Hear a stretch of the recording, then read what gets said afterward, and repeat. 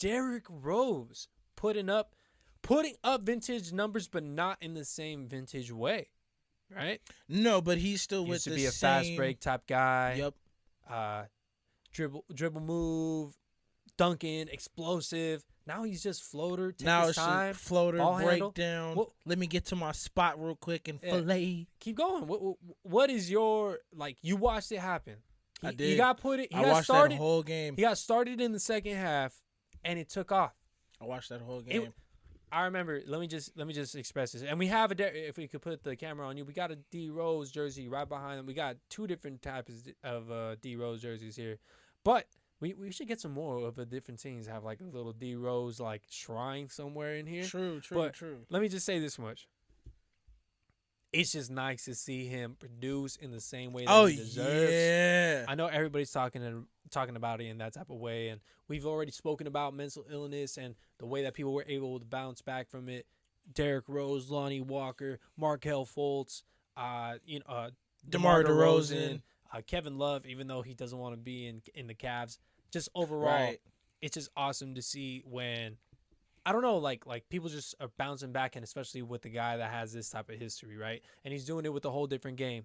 So he's on this Knicks team. We said it beforehand. There, like so many episodes ago, he's gonna inspire R.J. Barrett. He's gonna inspire Emmanuel Quickley. He's gonna inspire even Obi Toppin. I think he took him on a dinner, like the same night he got signed. Him and Obi. And explained him, Obi, and Emmanuel Quickley at least. I think R.J. Barrett was there too. Mm-hmm. But ultimately, he took on that leadership role in the beginning. And Taj Gibson even has to say he was getting emotional about it because it was like a playoff win between him. Because it's such a bittersweet moment. Because it's like a bittersweet moment only because like they could have honestly.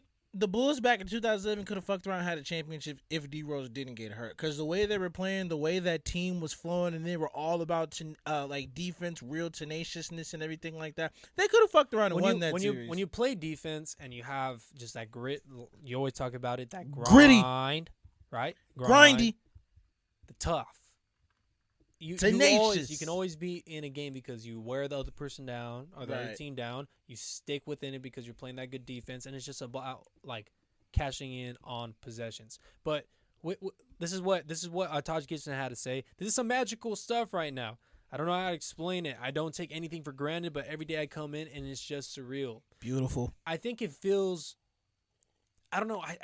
I like what he had to say because they're older.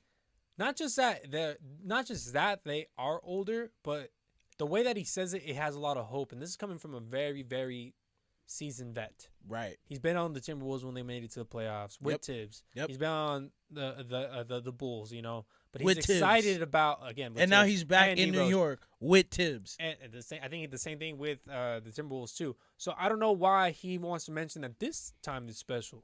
And I think it's necessary. I don't know whether it's necessarily the Knicks fandom that brings it out. Oh, it's the or fandom. Just it's the fandom. Him himself.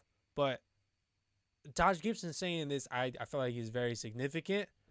This Hawks team is very good. We were talking about them right before the postseason started, talking about the Hawks. Trae Young, are crazy. Talking about John Collins coming back, talking about DeAndre Hunter, talking about what type of Hawks team this can be. Tony Snell's playing really good defense too.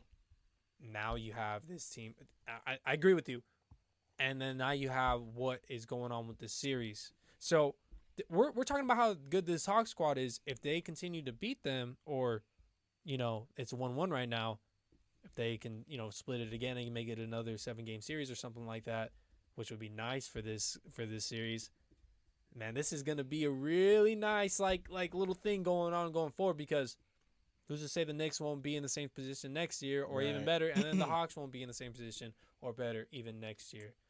And again, they're already talking about Trae Young. So I'm really happy with what the Knicks have to do, and it's really nice to just see Derrick Rose be almost a cherry on top. Yeah. He's a bow. He's the first thing that you look at when you look at the series right now. Yeah, I definitely like I just like how this series is already established, like, hey, fuck, we going after it every night. You know, Yeah. like we bumping heads. Yeah. It's physical. We cussing Get each 'em. other out. We finna shake the shit out of anybody who's trying to guard. You know what I'm saying? Like, I love that shit. But that's always been New York basketball, though. Like, real aggressive, hypey, flashy type shit. Well, actually, no, we're more flashy as California players, but New York players, you know what I'm saying? Like, Oh, they're New always- York is way more flashy than